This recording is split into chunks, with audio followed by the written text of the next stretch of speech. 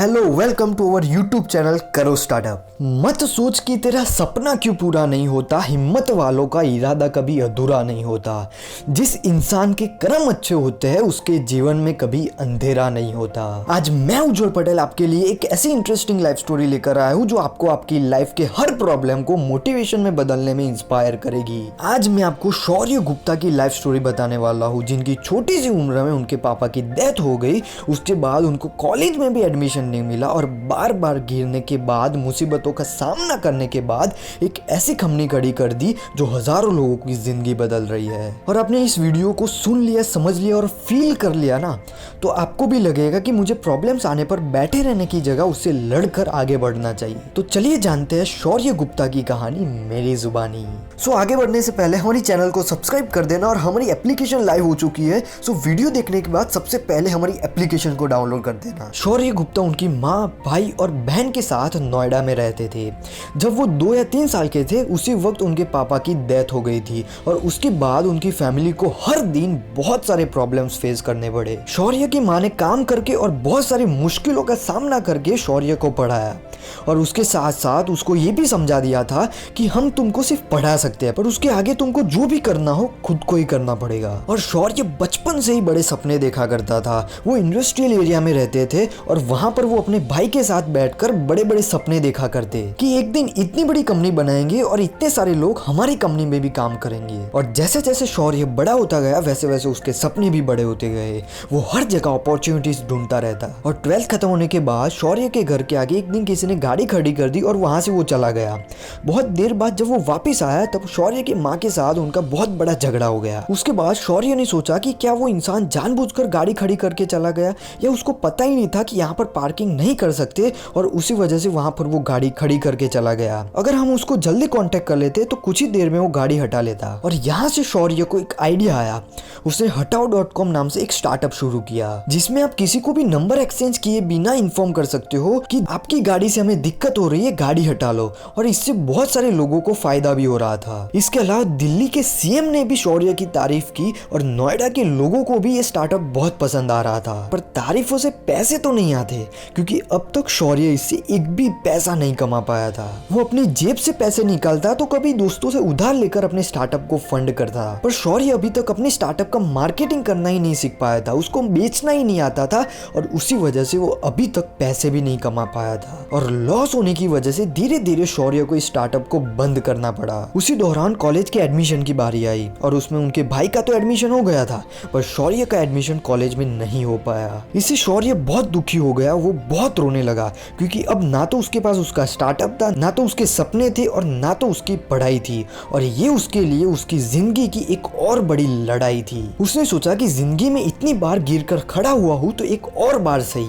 और दूसरे दिन जब वो उठा तब उसकी माँ ने उसको बोला कि अब पढ़ाई तो नहीं है तो जॉब करके कुछ काम कर ले। और माँ की सलाह पे शौर्य जॉब ढूंढने निकल पड़ा और 2 महीने में 25 से 30 इंटरव्यू दिए पर कहीं पर सिलेक्ट नहीं हो पाया। इससे वो अंदर से बहुत टूट गया था और सोचने लगा कि क्या मैं इतना भी कैपेबल नहीं कि अब जॉब पे भी कोई रखना नहीं चाहता। और उसके कुछ दिन बाद वो एक कंपनी में गया। वहां पर उसको बोला गया कि आप किसी को जॉब के लिए रेफर करोगे तो आपको कमीशन मिलेगा। और ये सुन के शौर्य सरप्राइज्ड हो गया।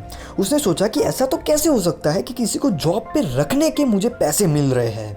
ये उसको कुछ नया लगा और उसने सोचा कि चलो ट्राई तो करते हैं। उस वक्त उसके पास 250 रुपए पड़े थे। उसने उस कंपनी के नाम के पैम्फलेट छपवाए और वो खुद अपना मुंह ढककर बस स्टैंड पे पैम्फलेट बांटने चला गया। और एक दिन उसको उसके भाई ने पैम्फलेट बांटते हुए देख लिया और उसके भाई ने उसको बुलाया और बोला कि शौर्य तुझे ऐसे घटिया काम करने की कोई जरूरत नहीं है, तू अभी घर जा और सारे काम बंद कर दे। शौर्य घर पे जाकर बैठा और सोचने लगा कि ये मेरी जिंदगी है, मेरे सपने हैं, मेरे प्रॉब्लम्स है और उसको मैं ही सॉल्व करूंगा और उसमें कोई और क्यों बीच में आएगा। और उसके बाद तुरंत उसने उसके भाई को बोल दिया कि भाई मैंने सपने देखे हैं तो उसके लिए काम भी मैं ही करूंगा। और फिर से वो निकल पड़ा पैम्फलेट बांटने। और एक दिन उस कंपनी से शौर्य को कॉल आया और उसको बताया कि उसकी वजह से किसी को जॉब लग गई है और उसी वजह से उसको 2500 रुपए का कमीशन मिलने वाला है। और ये सुन के शौर्य बहुत बहुत बहुत खुश हो गया था। उसको उसके मेहनत का फल मिल रहा था। पहली बार उसने अपनी जिंदगी में पैसे कमाए थे और उसी वजह से ये 2500 रुपए उसको